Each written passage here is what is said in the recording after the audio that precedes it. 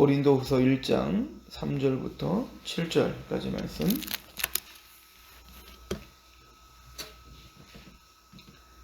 함께 봉독하도록 하겠습니다. 제가 봉독하겠습니다.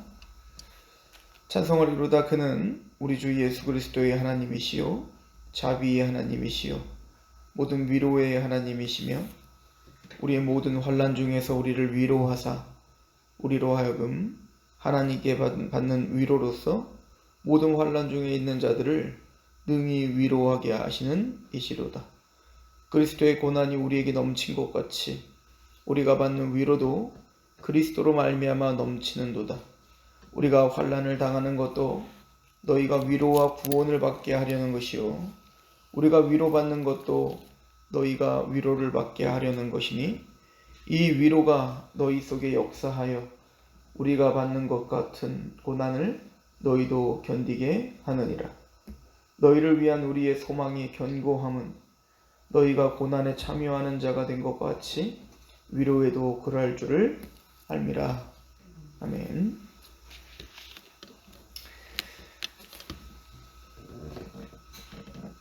사도 바울은 예수 그리스도를 바라보면서 예수님이 당하셨던 그 고난과 또 그 이후에 하나님께 받으신 영광과 그 위로에 대하여 묵상하며 그것이 사도 바울을 고난 중에도 넉넉히 이기게 하는 힘이었음을 사실은 밝히고 있습니다. 그래서 우리가 이미 상고했듯이 사도 바울이 찬송하는 그 하나님은 그리스도, 우리의 주 예수 그리스도의 하나님, 자비의 아버지, 모든 위로의 하나님이다 라고 고백을 하는 것처럼 하나님은 우리를 향한 국률한 마음을 잊지 않으시고 또 그 국률한 마음으로 인한 위로를 반드시 줄 것이다. 그래서 그분을 주 예수 그리스도의 하나님, 즉 예수님을 십자가의 고난 가운데 허용하셨지만 부활 또 승천 또 하나님 우편에 앉게 하심으로 넉넉히 위로하시는 하나님임을 증명하셨죠.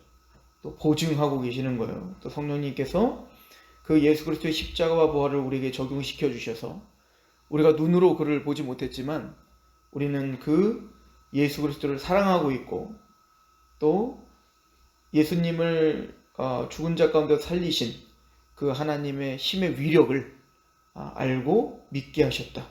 사실은 이것이 우리가 모든 고난을 이기는, 환난을 이기는, 또 넉넉히 위로를 바라보게 하는 믿음의 근거이다. 사도 바울은 그렇게 이야기를 하고 있는 거죠. 그리고는 4절에 우리의 모든 환난 중에서 우리를 위로하사 우리로 하여금 하나님께 받는 위로로서 모든 환난 중에 있는 자들을 능히 위로하게 하시는 이로다. 사도 바울은 근데 단순히 내가 고난을 당하고 거기서 위로받는 것은 나만을 위한 것이 아니라 나와 함께 복음 가운데 함께 힘쓰고 있는 너희를 위한 거다. 즉 교회를 위한 것이다. 예수 그리스도의 십자가와 부활이 모든 성도들에게 구원의 근원이요 또 위로의 근거요 보증이 되는 것처럼 이제 사도 바울이 그렇게 고난 중에서 위로를 받고 넉넉히 승리하고 있는 이 모습 자체가 교회들의 큰 위로가 될 것이다 라고 하는 것을 알고 있는 거죠. 사도 바울은 항상 그렇게 살았습니다. 골로새서 1장을 보시면 1장 24절부터 사도 바울은 교회를 향한 자신의 삶의 태도와 또 교회를 위하여 고난받는 것을 사도 바울의 삶의 목적으로 살았죠. 골로새서 1장 24절 나는 이제 너희를 위하여 받는 괴로움을 기뻐하고 그리스도의 남은 고난을 그의 몸된 교회를 위하여 내 육체에 채우노라. 내가 교회의 일꾼 된 것은 하나님이 너희를 위하여 내게 주신 직분을 따라 하나님의 말씀을 이루려 함이라. 이 비밀은 만세와 만대로부터 감춰졌던 것인데 이제는 그의 성도들에게 나타났고 하나님이 그들로 하여금 이 비밀의 영광이 이방인 가운데 얼마나 풍성한지를 알게 하려 하심이라. 이 비밀은 너희 안에 계신 그리스도시니 곧 영광의 소망이니라. 우리가 그를 전파하여 각 사람을 권하고 모든 지혜로 각 사람을 가르침은 각 사람을 그리스도 안에서 완전한 자로 세우려 함이니 이를 위하여 나도 내 속에서 능력으로 역사하시는 이의 역사를 따라 힘을 다하여 수고하노라. 사도 바울은 자신의 받는 모든 괴로움들을 그리스도의 남은 고난, 그러니까 자기 십자가를 지고 가라 하신 예수님의 그 고난을 누구를 위하여 육체에 채우느냐면 그의 몸된 교회를 위하여 내 육체에 채웠다. 이렇게 이야기를 하고 있어요. 그러니까 사도 바울은 하나님을 위한 삶과 또 그 하나님의 택함 받고 부르심을 받은 성도, 즉 교회이죠. 하나님의 나라입니다. 그 하나님의 나라를 위하여 자신의 몸을 하나님께 내어드렸던 삶을 살았다고 사도 바울은 이야기를 합니다. 그런데 이런 삶이 성도들에게 위로가 되는 거예요. 그래서 사도 바울은 오늘 본문에 보면 6절에 1장 6절에 우리가 환난 당하는 것도 너희가 위로와 구원을 받게 하려는 것이요 우리가 위로받는 것도 너희가 위로를 받게 하려는 것이니 이 위로가 너희 속에 역사하여 우리가 받는 것 같은 고난을 너희도 견디게 하느니라. 사실은 성도들은 사도 바울의 삶을 통하여 사도 바울이 그런 고난, 환난 사실은 자신들이 당하는 것보다 훨씬 더 큰 환난을 당하고 있거든요. 근데 그런 중에서도 두려워하지 않고 하나님이 주신 위로를 진짜 믿으면서 넉넉히 이기는 모습을 보면서 성도들도 위로를 받는 거예요.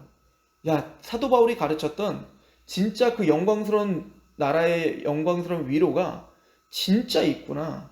그래서 사도 바울의 삶과 고난을 자신의 몸에 채우고 있는 그 모습들을 보면서 성도들이 위로를 받는 거죠. 그게 리더의 중요성이겠죠. 우리가 잘 아는 왕들 중에 이제 선조라는 왕이 있지 않습니까? 임진왜란이 터지고 그 선조가 몽진길에 올라가요. 한양을 버리고 너무 겁나니까 평양으로 도망갔다가 평양에도 위태로우니까 당장 다 버려버리고 또 의주까지 가요. 나중에는 그냥 아예 명나라까지 도망가려고 하다가 그렇게 하면 왕위를 뺏길까봐 가지는 못하는 거거든요. 그때 이 선조가 도망을 갔을 때 제일 먼저 일어났던 일이 그 백성들이 한양에 있는 경복궁 다 태워버린 거예요. 불질러버린 거예요. 그리고는 나중에 보면 일본인들이 이제 조선을 점령하러 순식간에 파죽시대로 다 올라간단 말입니다. 근데 그때 수많은 조선인들이 국가를 버리고 일본의 편에 서서 앞잡이가 됐다는 거 아니겠습니까? 길잡이가 됐다는 거 아니에요? 왜냐면 국가가 자신을 버렸기 때문에 더 이상 국가에 대한 헌신할 이유가 전혀 없는 거예요. 그랬던 똑같은 백성들이 얼마 있다가는 자신의 목숨을 내어던지면서 의병이 됩니다. 똑같은 백성인데 선조의 그런 몽진길을 보면서 위로가 없는 거예요. 두려운 거예요. 그러니까 다 버리는 거죠.